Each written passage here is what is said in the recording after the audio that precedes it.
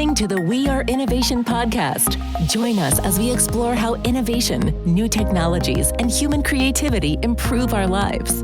The future is calling.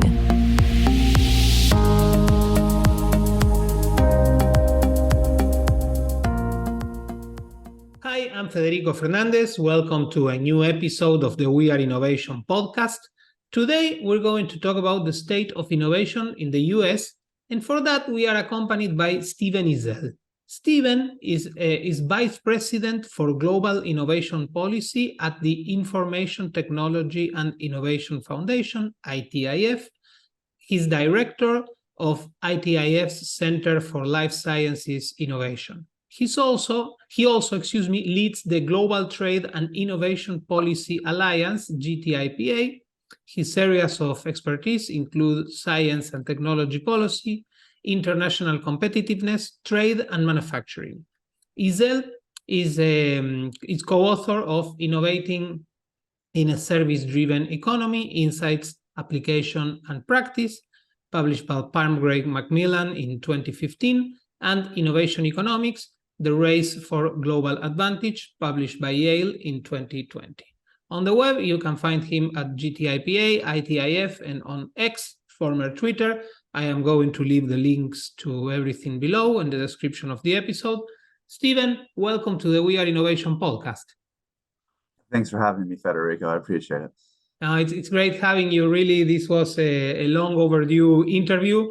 That it took a lot. It happened later than it should have been because of me. So this is really great having you, and we really support and celebrate all the work you do at ITIF, but especially at GTIPA, which is part of ITIF, and it's a network that it's amazing. And I really recommend everybody to go take a look at the reports at the work that GTIPA is doing all over the world.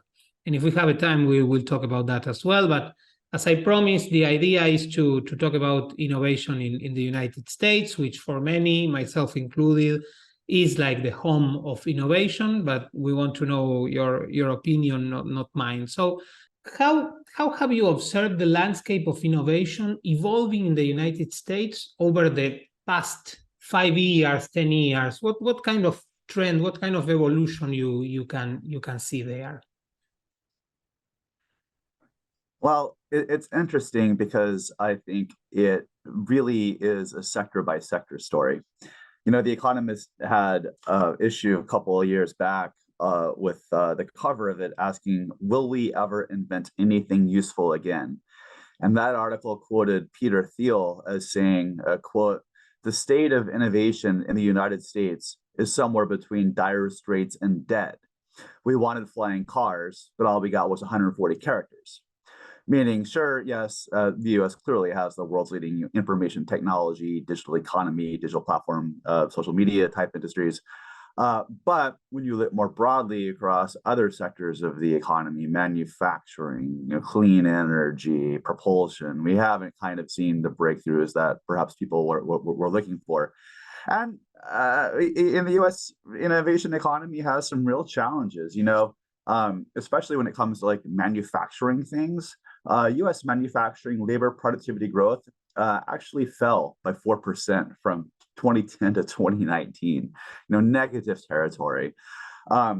We have produced now a series of reports we call the Hamilton Index, where we look at global location quotients. What this does is compares the share of advanced technology industries that contribute to your economy compared to the share that they contribute to the global economy, right? So if you have a location quotient of 1, then the contribution of, say, the IT industry to your economy is the same to the global economy, right? So, and if you're higher or lower, it indicates relative competitiveness or weakness. We'll be releasing a report next month that finds that across all advanced technology industries, we are significantly behind China. And in fact, that it would take nearly $1.5 trillion of expanded US output in sectors like pharmaceuticals, electrical equipment, motor vehicles, machinery and equipment, and kind of ICTs to catch up to where China is now. So America's got a lot of strengths, to be sure, especially the high tech, ICT side of the equation and the life sciences side of the equation. But some of the broader sectors of the economy, construction, manufacturing, very much faltering. Two questions from what you just told us. On the one hand, for what you say and in some material you shared with me, it seems you verify some sort of schism between, what is the tech industry, the Silicon Valley, and the rest of the manufacturing industry in the US. And the second one, and sorry if this maybe it's a little bit of a mix, but the second one would be, why do you think in the areas that you mentioned, the US lags behind China? What happened?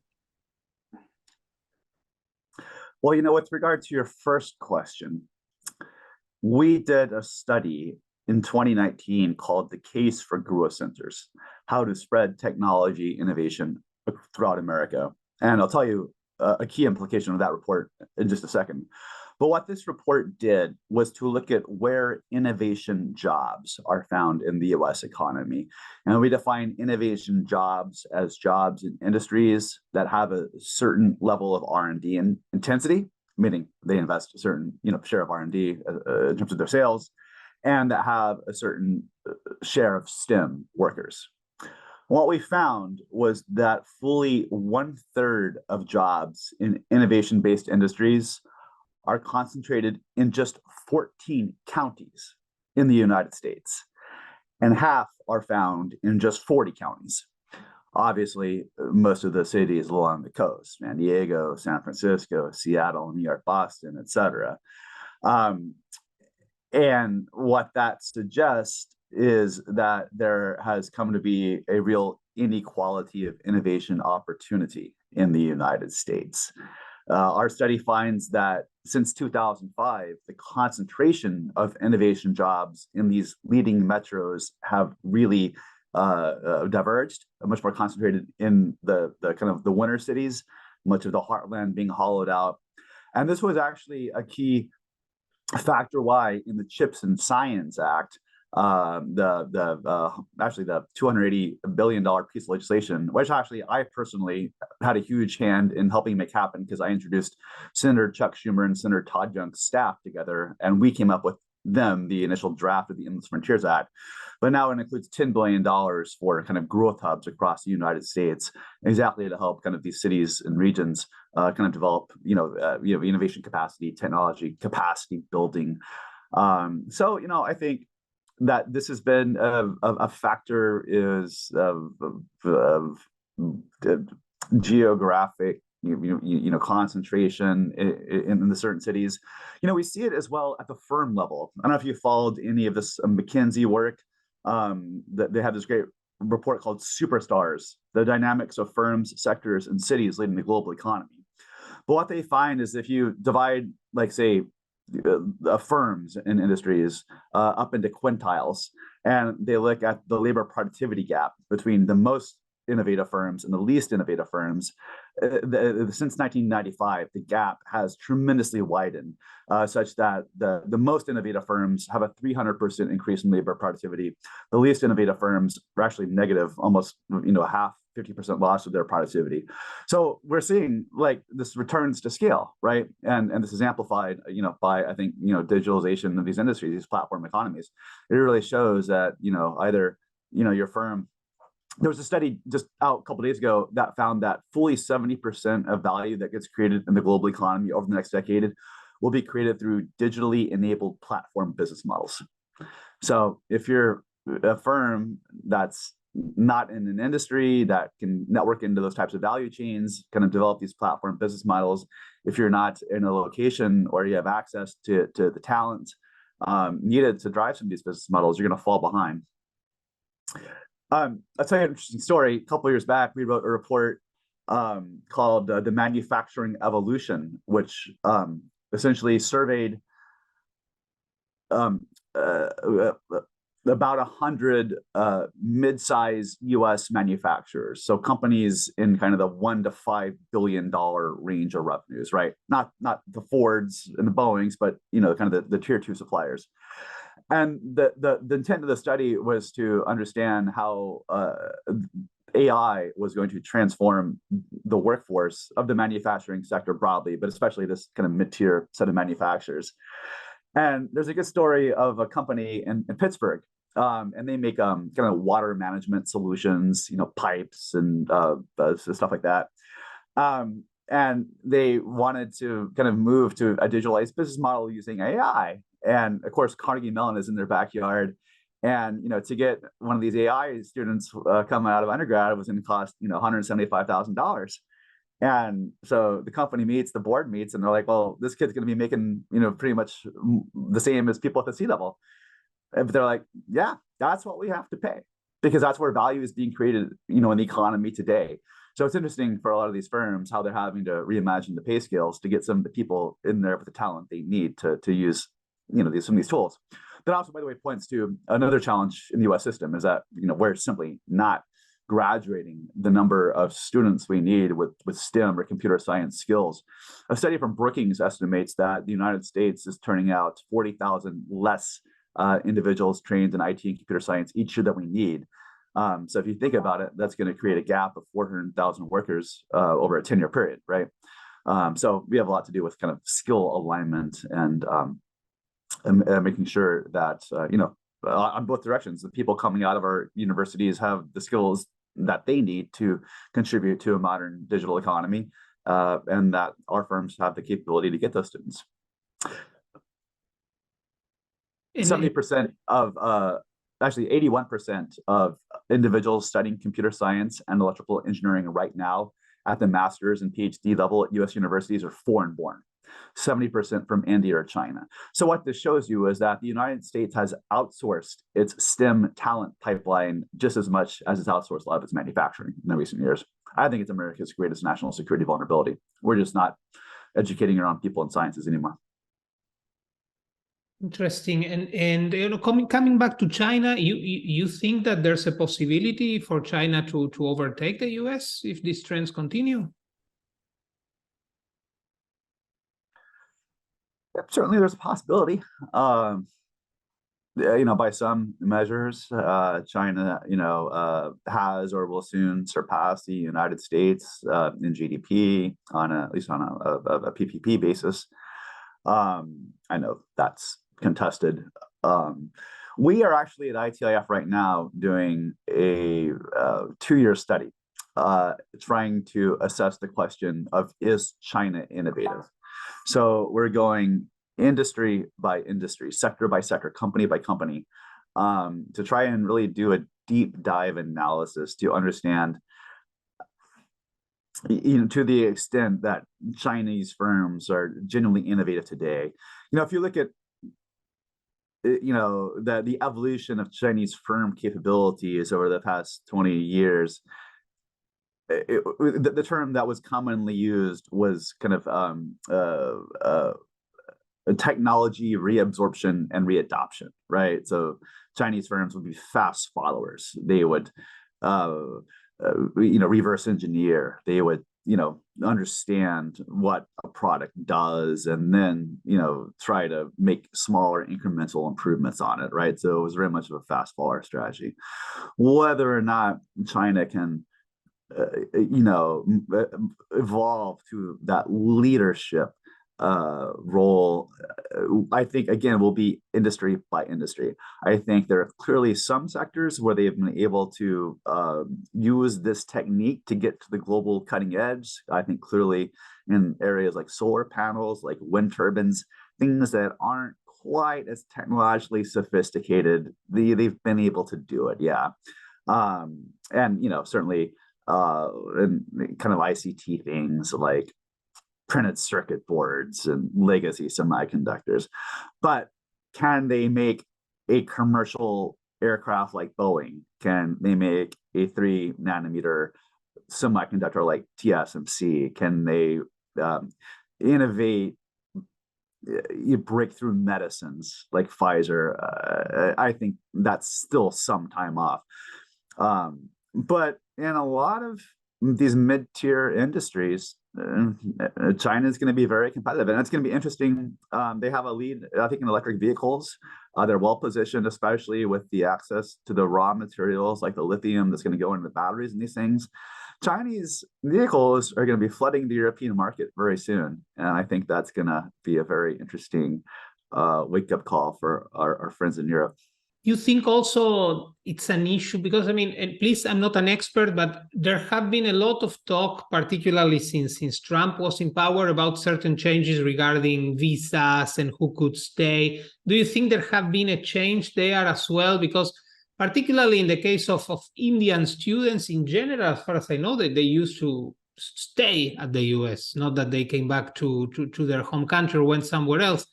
Do you think something there that could also be reformed in a way? Because, I mean, the US, let's say for decades now, has been like a vacuum for talent from all over the world. And it's been, this idea that the US was in a way a nation of people who came from wherever, not only born there. Do you think that certain changes there also have, changed the landscape of what is going on?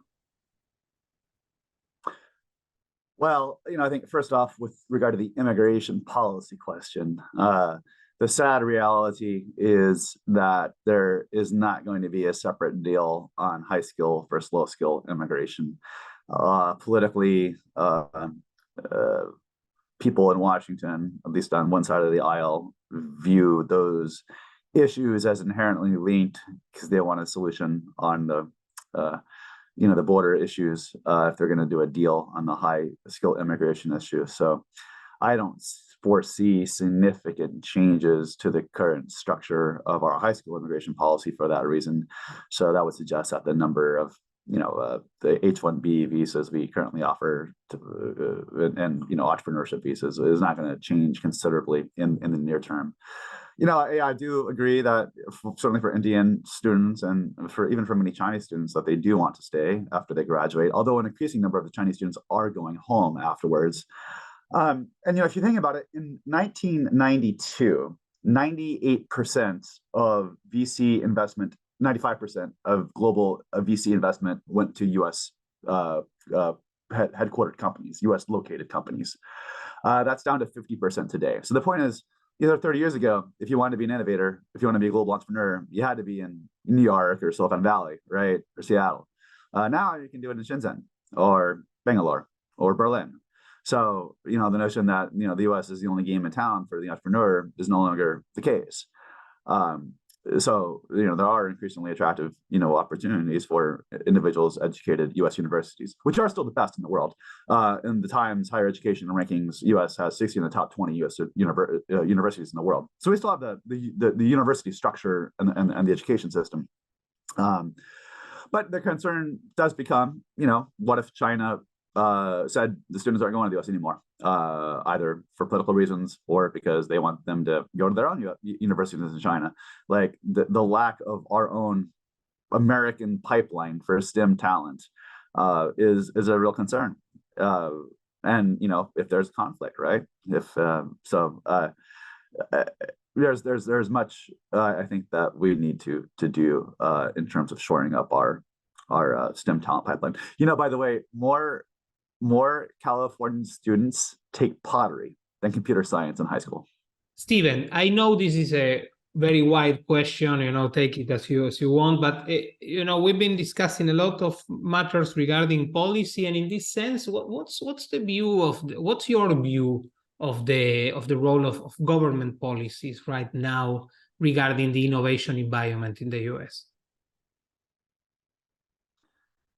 Well, I think the first and foremost role of government, is to create the fertile soil in which private sector innovation can flourish. Now, that has a number of facets to it. I mean, that does speak to, competition policy that enables robust competition, including from new entrants across a variety of industries.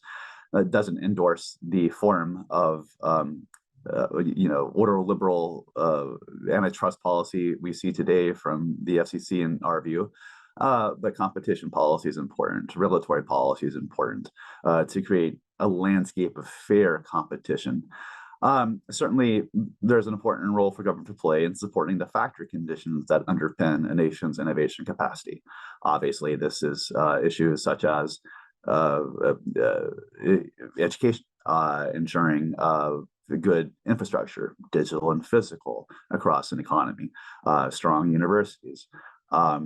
We believe at ITIF that government can play a proactive role in supporting industrial development, right, through robust levels of R&D and effective mechanisms to transfer technologies created at universities into the private sector, R&D tax credits, kind of innovation tax policy.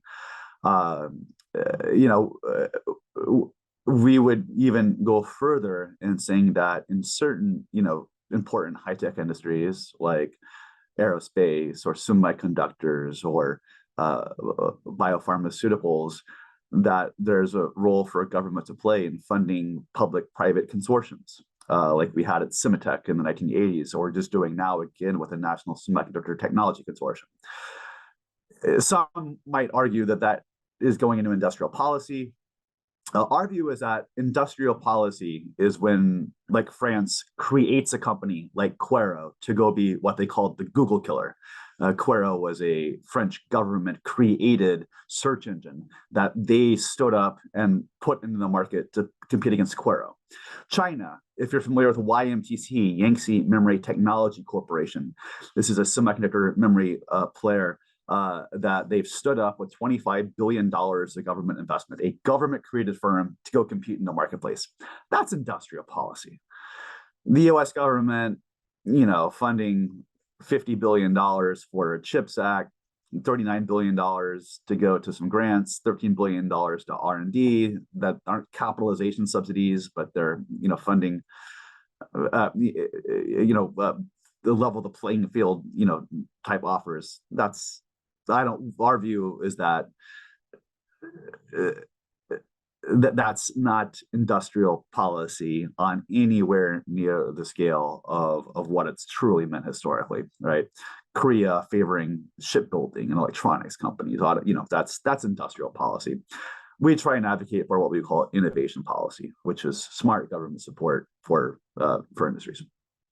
And if I ask you to make the case for innovation in the US, let's say what are the strengths? What are in the opportunities that because we've been quite negative so far, and with good reason. But I think but I would like to know your opinion. What do you see as the main strengths still in the US? Why the US has something like Silicon Valley that basically is nowhere in the world? Why? Most of I'm not saying all, but most of the most innovative companies in the US are still in the world are headquartered in the US. What's the case, let's say, for the future of innovation in the US? Yeah, well, and your listeners should know that, our job at the Information Technology and Innovation Foundation here in Washington, D.C. is to always be on our policymakers to ensure that they're creating the optimal environment for innovation in the U.S. So this is why, if it sounds a bit negative, it's because we're trying to animate our policymakers to understand that there are threats, and we need to have innovative policies, to advance innovation. But no, absolutely. There's a number of facets. Most of the studies that have been done on the question find that corporate management in the United States is better than anywhere else in the world. Eric Brynjolfsson and folks have done some interesting studies looking at kind of managerial capacities across U.S., Europe, and Asia, and I think it's clear that the U.S. got the best corporations and corporate leaders overall. Also, the data pretty clearly shows that U.S. companies in general have made stronger use of information technology inside their organizations to drive innovation. As much as 20% of the productivity gap between the US and Europe that's opened up over the past 25 years can be directly attributable to the information technology intensity of our economies. We've done a much better job of leveraging IT for enterprise level transformation in the United States. One thing we do have that only China else in the world has is we have enough scale and bench strength that we're going to be able to play in every industry, right? So you look at like countries like Sweden, right, or Holland, where they pick the 5 or 6 industries where they want to be competitive in, which makes perfect sense for their economies. Holland's going to say, shipping, maritime, finance, logistics, semiconductors, right? But we can compete everywhere, right? AI, life sciences, the aerospace, and this just gives us a kind of I think a differentiated innovation ability, right, for spillover effects across industries. One industry advance drives another, and kind of institutionally in the United States, we have an incredible set of deep bench strengths, 17 national labs that are kind of driving fundamental, science, right? Particle science innovation at Lawrence Livermore, high performance computing at Oak Ridge and Los Alamos. Think about our whole series of DARPAs, the Defense Advanced Research Projects Agency, RPE, IARPA, ARPA Health. The world's best universities. So when we look at like institutional structures that support innovation, the U.S. is incredibly strong. We don't always do as well as we could in linking up these assets for a more predictive outcome, but we got incredible amount of bench strength there. And I teach this week-long class on innovation every year to Norwegians who come to study from at Berkeley from Oslo, and I always conclude with the point that you're here in San Francisco because you think you have something to learn, right? Entrepreneurs and innovators still want to come, and they still want to kind of understand the secret sauce, and that means we're as long as that's the case, we're going to stay in the game. What innovative, business models, products, services make you the most excited? Well, it's going to be very interesting to see how quickly artificial intelligence, machine learning, really start to impact, industries and jobs and in a deeper and serious way. I mean, some of the stuff we're already seeing in the life sciences, with the ability of AI technologies to predict protein folding patterns, the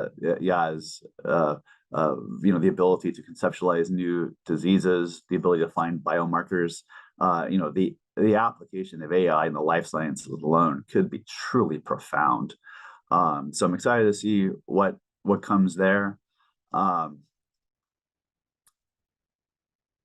think another really interesting trend is going to be in the clean energy space. I mean, with the Inflation Reduction Act we put $267 billion into the sector, billions more for R&D, clean energy innovation.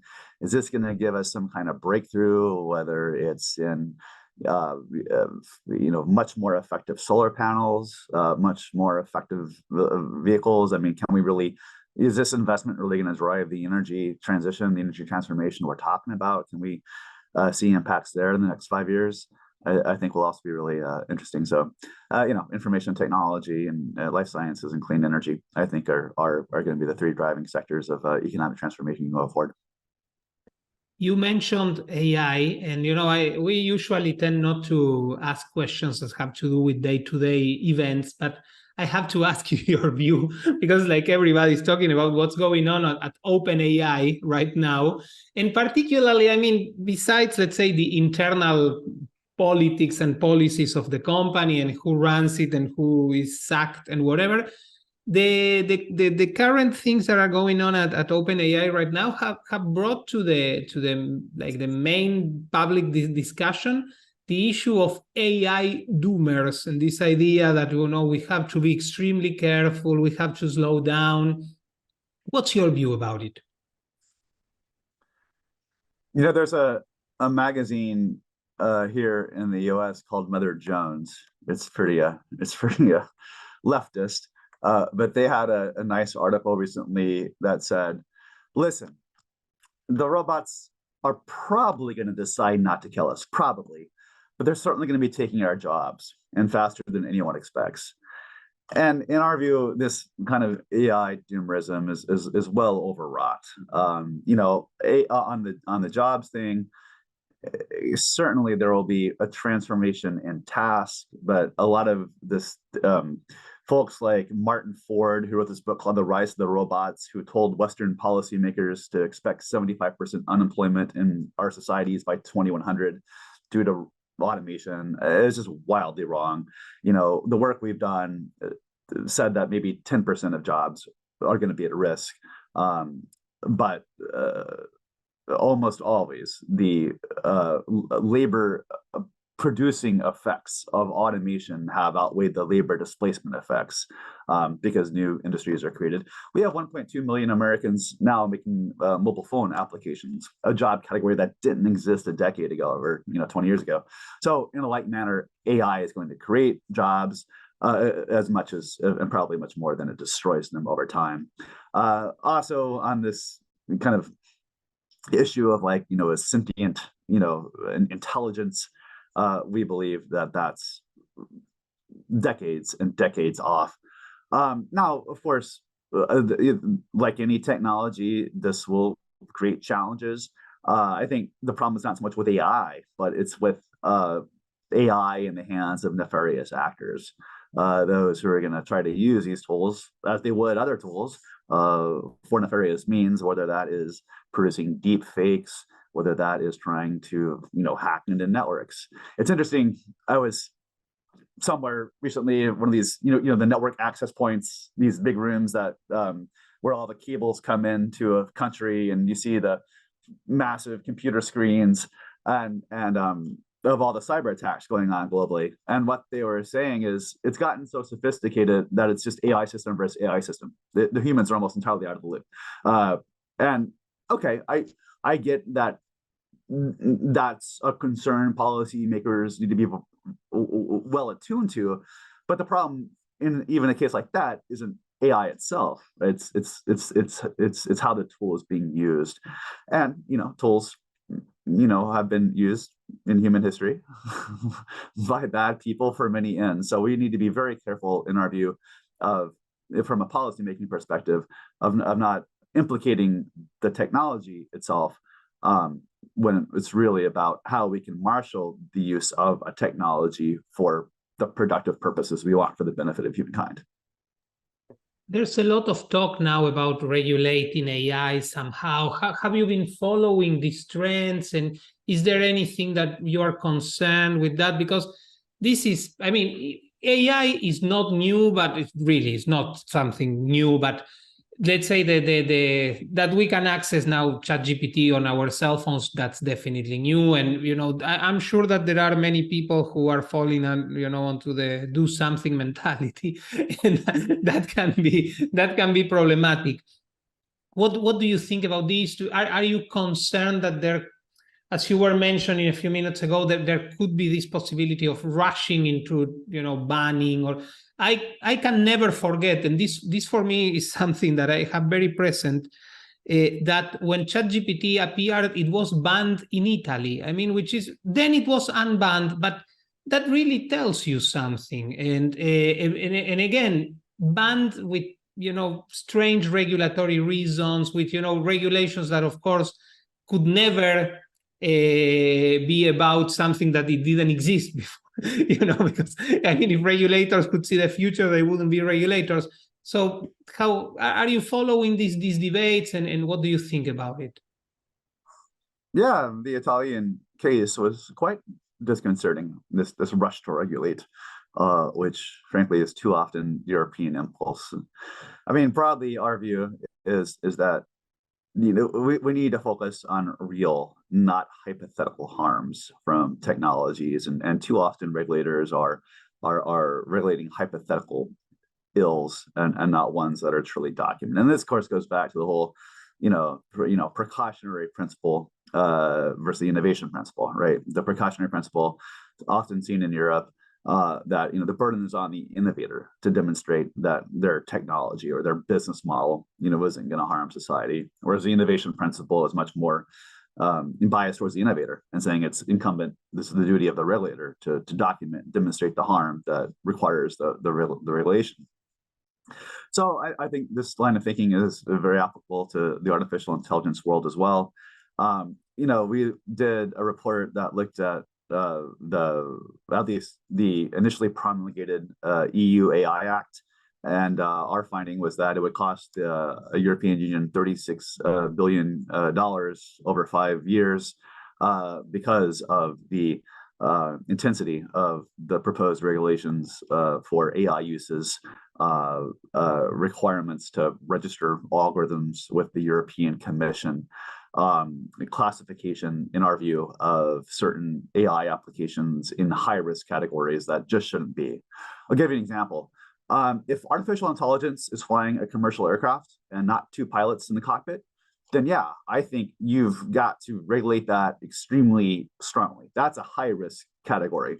But as I understand, the EU's initial classification would have put a bank's use of an algorithm for credit risk assessment into the high risk category. That's not a high risk application of AI whatsoever. Forcing small banks in Europe to comply with that, registering that use is frankly ludicrous. In our view. So, policymakers need to have a nuanced and considered assessment of what is truly a high-risk artificial intelligence application, and one that, frankly, is going to become just a common use practice for all types of businesses, right? So. Yeah, you said something. I fully agree with everything you just said, and you said something, very quickly, that when we were discussing about the Italian ban, and you said something like it's something that happens in Europe or very European, and I totally agree. And that I am very optimistic in general for the future. I'm very optimistic for, let's say, for the future of the United States and for the future of many countries and regions. I am not that optimistic about Europe, unfortunately, which is a continent, by the way, that I really like. But I think these tendencies are becoming more and more extreme. That, to put it very clear and very bluntly, every time like a cool and very interesting innovation appears, someone wants to ban it in Europe or severely regulate it in a way that it destroys what it is. And unfortunately, I see these tendencies growing and growing. I mean, in a few years here in Europe, I am in Europe by now, by the way. We're going to have a huge problem because the European Union has decided how the iPhone has to be.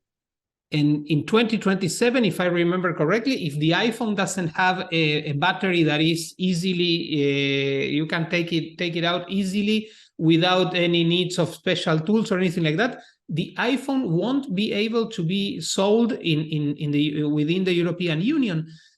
Things are, I mean, I would like to use a very strong adjective, but let's say they are very concerning.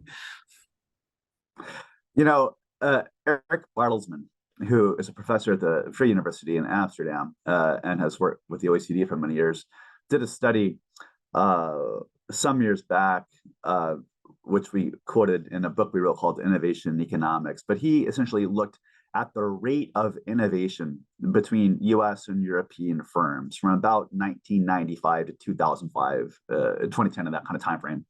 And what he found was that the rates of innovation, when you look at things like patenting or new product launch announcements, were pretty much the exact same between US and European firms. The difference, so he said, he pointed out, every single great, digital company in the US, the online auctions, the social media, the web search, Europe had those players. They had those startups. But the difference was that America did a far better job of scaling capital and talent to the most promising firms more quickly in a better regulatory environment. So he points out ING Bank, the Dutch bank. And apparently it was the first bank in the world to have a truly documented online banking service offering. So they were the first to develop the website and do it, right? So they go to the Dutch regulators to get approval to launch the online banking service in Holland. And the Dutch regulators say, no, you can't do it. And the reason given was because they were going to put tellers out of work. So ING launched it first in the United States. And that's just a perfect example of the regulatory environment in Europe impeding innovation. Stephen, before I let you go, and again, thank you very much for your time. It's been a pleasure, and I hope we can do this again soon. But as I mentioned, you're doing an amazing job leading the GTIPA network. We recently met in person a couple of months ago in Berlin in the annual meeting of GTIPA, which was a very successful event, gathering people literally from all over the world. Tell us something about your work there. What do you know? The GTIPA is always publishing very interesting reports. What you have in the pipeline, and whatever you want our listeners to know about GTIPA. Yeah, so you're referring to the Global Trade and Innovation Policy Alliance. We're delighted to have Federation International Investors as a member of it. We have over 50 think tanks from 35 countries, about half of them developing across the world. The goal is to bring like-minded think tanks together to advance a positive vision of trade, globalization, innovation that, if conducted on private enterprise-led, market-based, rules-governed terms, can maximize welfare for the world's citizens. So the Alliance exists to help us collectively amplify our voices on these issues as a platform for collaboration and joint research, joint products. We issue annual reports that are co-produced by members of the Alliance. In Berlin, we introduced two very interesting reports. One looked at subnational innovation capacity across a number of European countries in the United States. So how innovative are German and Italian and Swedish states, provinces compared to the United States? And actually, when you look at the top 10 subnational states, we found that 3 were from Germany, 3 from Sweden, and 4 from the United States. So that was very interesting. Did a similar study for Latin America that looked at Chile, Mexico, Peru, Brazil, and Mexico, and revealed a lot of interesting regional comparisons across South America in terms of innovation capacity. We'll be meeting again in New Delhi, India, next November. The research we'll be working on there will look at efforts at digital inclusivity, how countries are implementing policies and infrastructure to enable their citizens to take advantage of the digital economy and digital tools. We have a website, gtip.org, where all of the member organizations' research and our own reports are posted. So it's been, I think, a really effective network to bring positive innovation thinkers together globally. So thank you for being a part of it. It's our pleasure. It's our pleasure. And feel free to have your listeners sign up for our monthly newsletter. Definitely. We'll leave a link to that. We'll leave a link to the website, and really, it's a great job that you're leading, and we really appreciate it. Really, it's an amazing platform of organizations that are trying to work on innovation, on trade. That is also maybe. Next time we could be discussing a little bit also about trade, what's going on, why is important for innovation, and many things like that. But Stephen, thank you very much for being with us. It was a great pleasure to have you. Thank you very much, Federico. I appreciate it. To whoever listened to this, don't forget to subscribe. You can listen to the podcast on any platform that you use for listening to these things. You can also subscribe on our YouTube channel, and we'll meet again on the next episode of the We Are Innovation podcast.